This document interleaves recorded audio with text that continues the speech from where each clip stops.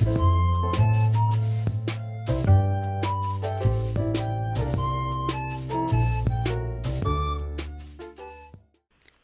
mi estas the Gmail25, kai mi ne parolas Esperanton tre bone. And that is why the rest of this video is going to be in English. Okay. So, on this video, this is a thing you might have seen in my other videos in this world. And what it does is, it's basically just an aqueduct. You can see in here, there is actually water. So, I can put a diamond in, or any other item in this end, and then it will send it to the other side. So you can see over on this side, we can receive the items, and so here, just over half of them have come through.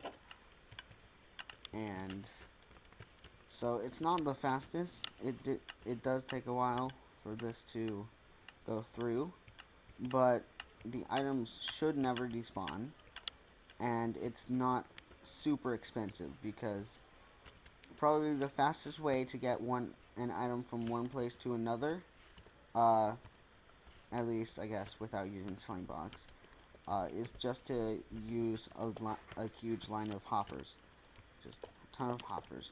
But the problem is that hoppers use 5 iron ingots each, which means that it's really expensive to just do a huge line of hoppers from one chest to another. So this is a fairly cheap solution to that. It just uses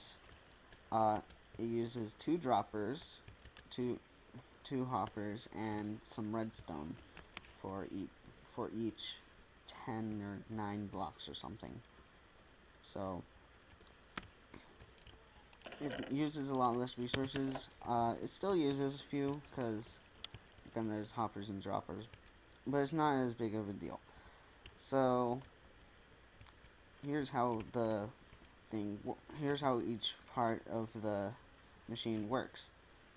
So this is actually an older version that I made earlier, and it works fine, but the problem is that items will often get stuck.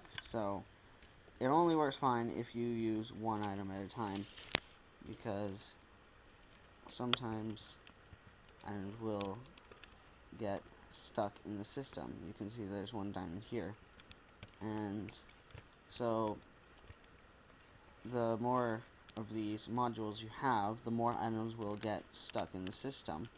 And so the way I solved this was basically by having a flush lever right here, and that would lead into a redstone clock that would basically just activate these.